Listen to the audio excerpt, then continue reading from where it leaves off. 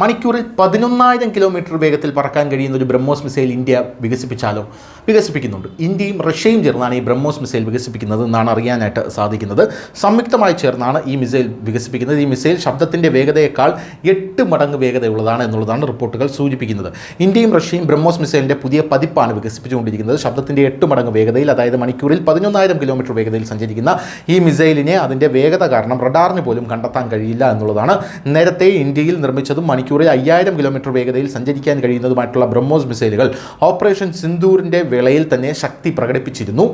ബ്രഹ്മോസ് എയറോസ്പേസിൻ്റെ മുൻ director general Atul Rane മാധ്യമപ്രവർത്തകരോട് പറഞ്ഞത്, ഈ മിസൈലിൻ്റെ പണി ഇതിനകം ആരംഭിച്ചു കഴിഞ്ഞു, ഇത് ഉടനെ തന്നെ കരസേന, വ്യോമസേന, നാവികസേന എന്നിവയിൽ നമ്മൾ ഉൾപ്പെടുത്തും എന്ന് തന്നെയാണ്. ഇന്ത്യയിലെ ബ്രഹ്മപുത്ര നദിയുടെയും റഷ്യയുടെ മോസ്കവ നദിയുടെയും പേരിലാണ് ഇതിനെ ബ്രഹ്മോസ് എന്ന് പേരിട്ടിരിക്കുന്നത്. പക്ഷേ ഇത് പുരാണങ്ങളിലെ ബ്രഹ്മാസ്ത്രത്തെ ഓർമ്മിപ്പിക്കുന്നു എന്നാണ് ഇന്ത്യയുടെ നിലപാട്. ഈ പദ്ധതിയിൽ ഇന്ത്യയുടെ DRDOയ്ക്ക് 50-50% വിഹിതമുണ്ട്. റഷ്യൻ കമ്പനിക്ക് 49.50% വിഹിതമുണ്ട്. ശബ്ദത്തിൻ്റെ 8 മടങ്ങ് വേഗതയിൽ സഞ്ചരിക്കുന്ന ഈ മിസൈലിന് 1500 കിലോമീറ്റർ കൂടുതൽ ദൂരപരിധിയുമുണ്ട്.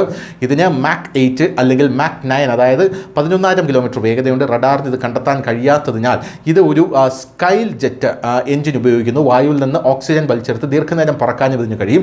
ഇതിൻ്റെ ഭാരവും വളരെ കുറവാണ്. ഇതിനാൽ നമ്മുടെ തേജസ് വിമാനങ്ങൾക്ക് ഇത് വിക്ഷേപിക്കാൻ കഴിയുമെന്നുള്ളതാണ് ഈ മിസൈലിൻ്റെ മറ്റൊരു പ്രത്യേകത. അയൺ ഡോം വ്യോമ പ്രതിരോധ സംവിധാനത്തെക്കാൾ നൂതനമായാണ് ഈ മിസൈൽ കണക്കാക്കപ്പെടുന്നത്. അതിനാൽ ഈ ഹൈപ്പർസോണിക് മിസൈലിനെ തടയുക പ്രയാസമാണ് എന്നുള്ളതാണ് ഈ മിസൈലിൻ്റെ മറ്റൊരു പ്രത്യേകത എന്ന് പറയുന്നത്. ബ്രഹ്മോസിൻ്റെ ഈ പതിപ്പിന് ആഴത്തിലുള്ള ലക്ഷ്യങ്ങളിലേക്ക് തുളച്ചു കയറാൻ കഴിയും. അതിൻ്റെ വേഗത വളരെ കൂടുതലാണ്, അത് തടയാൻ പ്രയാസമാണ്. നൂതന നിയന്ത്രണ സംവിധാനം, സ്റ്റെൽത്ത് സവിശേഷതകൾ, ആധുനിക രൂപകൽപ്പന എന്നിവയാണ് ഈ മിസൈലിൻ്റെ മറ്റ് പ്രത്യേകതകൾ എന്നുള്ളതാണ് നമ്മൾ മനസ്സിലാക്കുന്ന മറ്റൊരു കാര്യം. News desk news Malayalam.